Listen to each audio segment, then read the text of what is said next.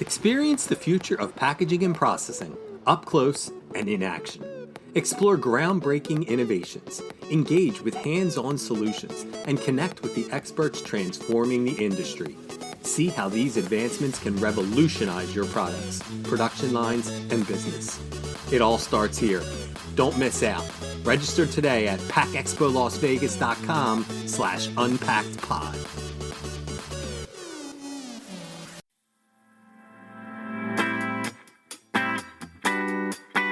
You're listening to UnPACKed with PMMI, where we share the latest packaging and processing industry insights, research, and innovations to help you advance your business. Hi, and welcome to another edition of UnPACKed with PMMI. I'm your host, Sean Riley.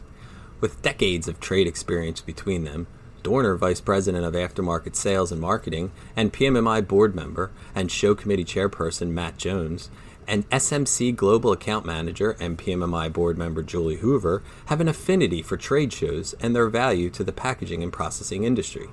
Matt and Julie were kind enough to join the Unpacked with PMMI podcast to discuss what has worked and what hasn't worked with this unusual year of virtual trade events, including the PMMI Media Group produced PACK EXPO Connects. Each shares how their teams handled the challenges of virtual events while eagerly looking forward to the return of in-person trade shows. In the meantime, both Dorner and SMC maintain dedicated personnel to remain engaged with virtual opportunities like PackExpoConnects.com, which remains active through March 31st, 2021. With that, welcome to the podcast, Julie and Matt. Hi, Sean. Thank you for having me. Thanks, Sean. So everybody knows 2020 is what it is. And so PACK EXPO Connects was obviously a different event, a different type of trade show, whether it's PACK EXPO International, PACK EXPO Las Vegas. This is obviously a pivot from a traditional trade show. What did you guys do ahead of time? Could you kind of walk me through how you would prepare for this, either different or similarly to how you would prepare for, a traditional PACK EXPO show? Sure, and that's a good question, Sean.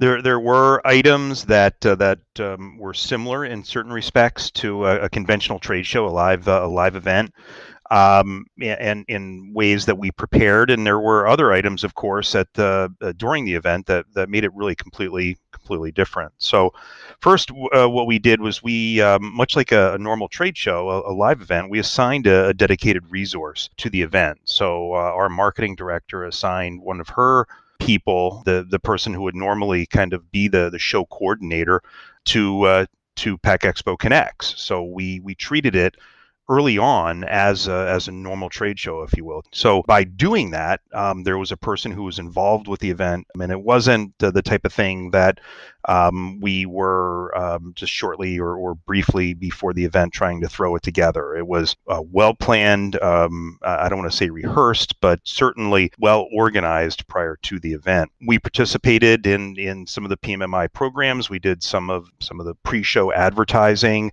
and we also participated in sponsorships, much like we would with a normal live event, as if the show were being held at McCormick. And we also promoted heavily on our social media. So we promoted it on LinkedIn and Facebook and Twitter and even Instagram. So hopefully people are seeing us there as well. And I think one of the most important things we did, and it really proved to be beneficial when the show kind of went sideways on the first day, was we pre-recorded videos. So we were well prepared, having done events like this in the past, and knowing that we're very good at what we do in our daily jobs and in our daily responsibilities. But what we're not is we're not professional TV folks. So it was really a great idea from Stacy Johnson, our marketing director, to pre-record the videos, and that really, as I said, proved beneficial, and it made it a lot easier. We had a professional videographer that we've used in the past. He came in. It was really very easy. It was 2 or 3 weeks before the event. We did everything, and that, as I noted, proved to be a real plus for us. So it was great planning by Stacy and our marketing team.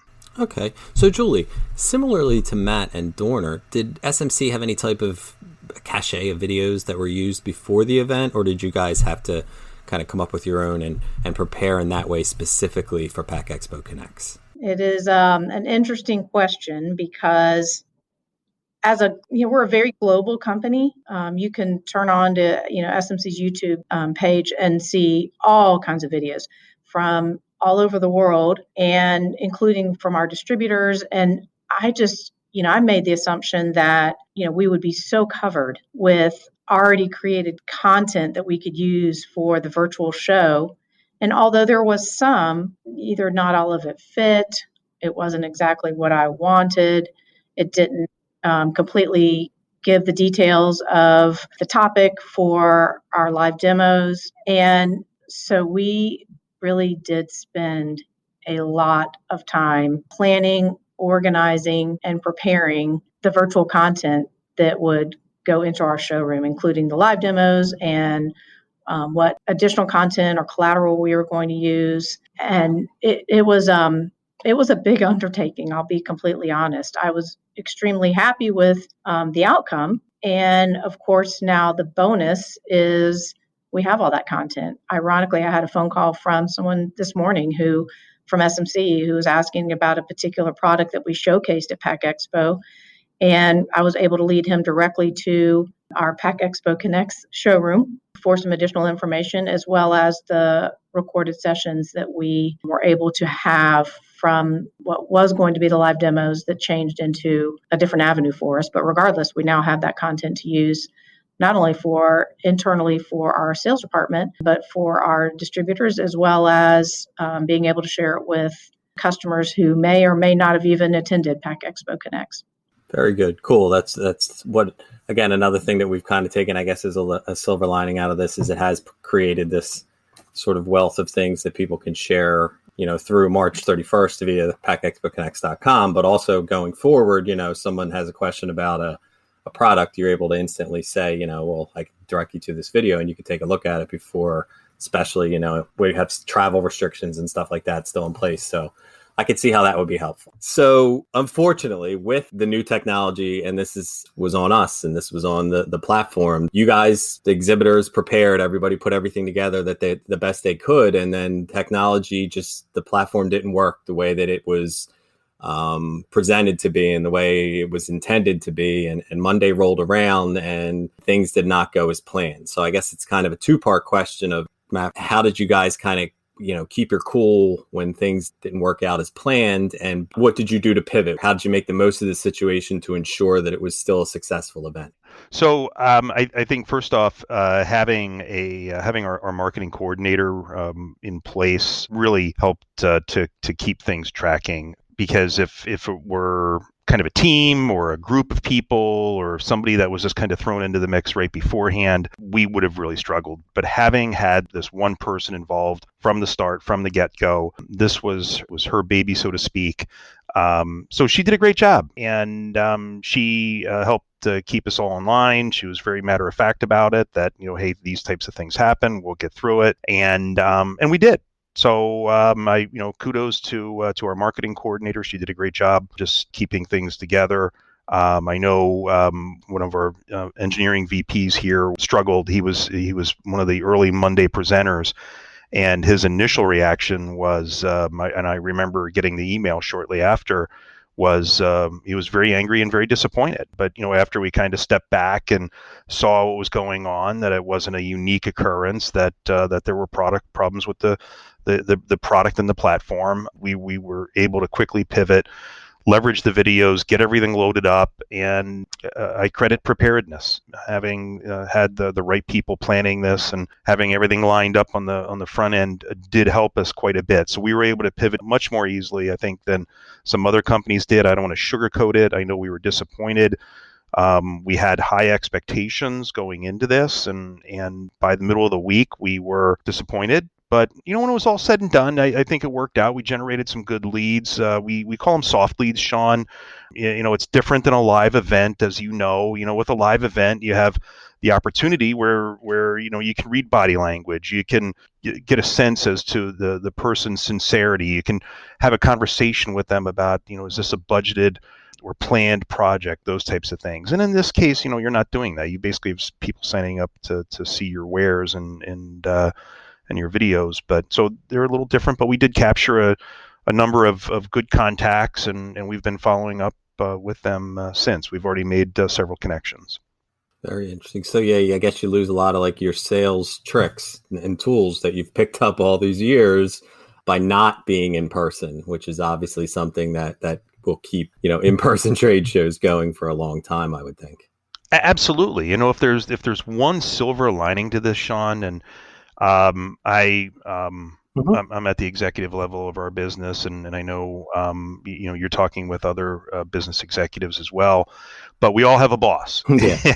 And I'm a big fan and advocate of the live event of an actual trade show. I've been working them for 30 years now, and I work for a guy who was skeptical of trade shows and was looking at them as almost passe, something that was very 20th century. And I think what this event did, in no small respect, was really galvanize and reinforce the importance of the live event and of an actual trade show. That's very interesting, and I'm sure my bosses will be happy to hear that about the in-person events.